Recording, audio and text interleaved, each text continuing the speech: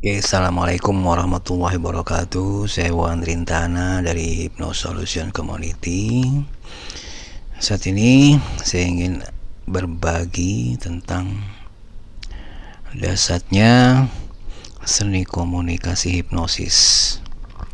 Oke, sekitar kita, entah itu bos kita, teman kita, atau siapapun itu, ada beberapa yang mungkin terlihat sangat hebat ketika dia bicara, ketika dia mengutarakan sesuatu, itu terlihat sangat menarik. Dan ketika kita mengingat teman kita pun atau siapapun yang berhubungan dengan keahliannya, atau misalnya dengan apapun yang membuat pikiran kita masuk ke alam bawah sadar dan mengingat yang berhubungan dengan orang tersebut, maka orang tersebut menjadi skala prioritas gitu. Nah, ini memang dari beberapa sekitar kita, misalnya guru kita, terus tetangga kita, teman sekolah kita, atau mungkin teman kerja kita tidak bisa mengingat semuanya, hanya beberapa yang kita ingat.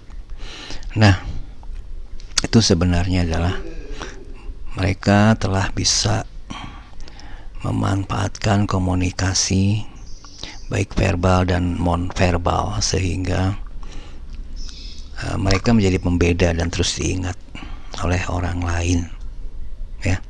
Nah, ini sebenarnya itu masuk wilayah dari hipnosis, ya.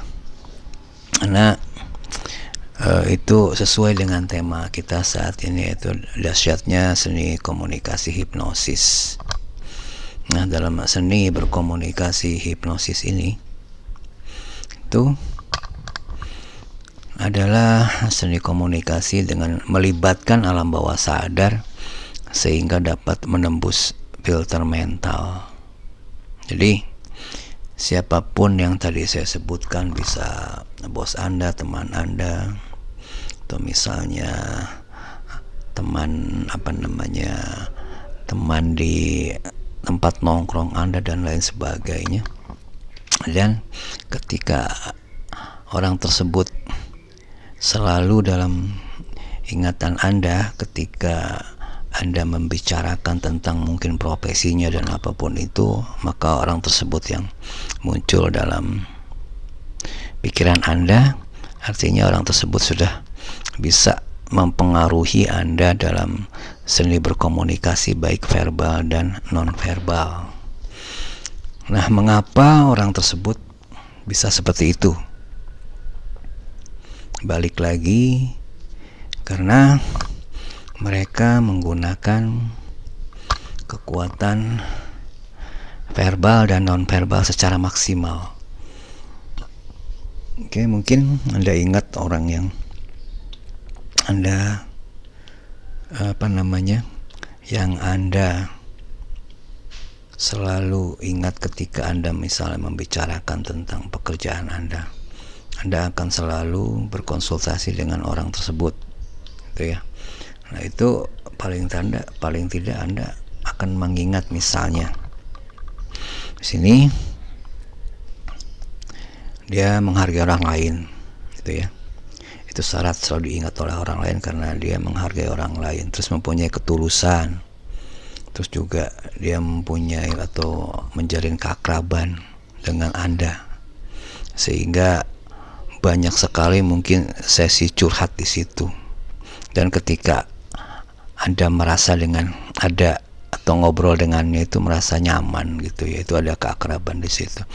Nah, paling tidak itu yang terjadi ketika orang itu menjadi terlihat hebat, terlihat menyamankan, terus misalnya disegani dan lain sebagainya.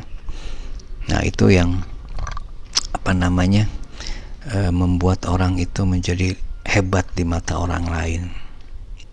Nah, itu yang perlu diingat, karena dengan kita menggunakan kekuatan verbal dan nonverbal secara maksimal, insya Allah kita akan mendapat tempat di hati orang lain, terus dikenang sama orang lain, dan ketika orang lain memerlukan jasa sesuai dengan keahlian Anda menjadi skala prioritas di situ.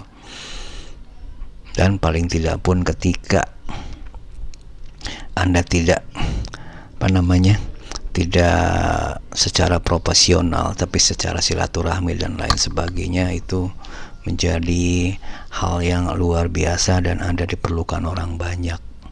Ya, untuk menggunakan kekuatan verbal ini ya gunakan kekuatan secara intonasi mungkin, terus kemudian bagaimana cara menggunakan kalimat-kalimat positif, kalimat yang mengarahkan dan lain sebagainya.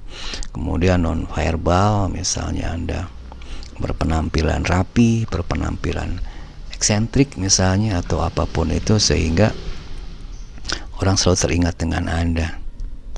Nah, non verbal ini juga bisa dengan misalnya menggunakan wangi-wangian tertentu, atau misalnya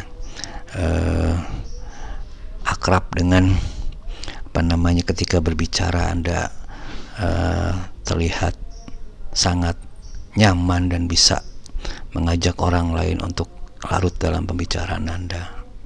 Itu gunakan secara maksimal, karena komunikasi adalah verbal dan non verbal. Maksimalkan itu sehingga orang lain mengingat Anda. Nah, bentuk komunikasinya adalah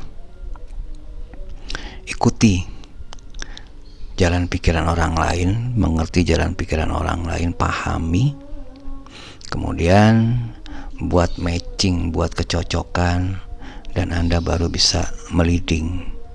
Itu artinya ketika Anda berbicara dengan orang lain, ikuti alurnya dulu. Ketika misalnya orang suka sepak bola, mulai dari sepak bola, kemudian misalnya dari sepak bola Anda bisnis kaosnya, Anda bisa arahkan ke kaosnya dengan kaos yang mungkin pesepak bola tertentu, misal Liga Inggris atau apapun itu, beranjak ke kaos yang segala macam. Ketika sudah ada matching di situ, arahkan meliding, misalnya mulai mengajak berjualan kaos kah, atau misalnya apapun itu.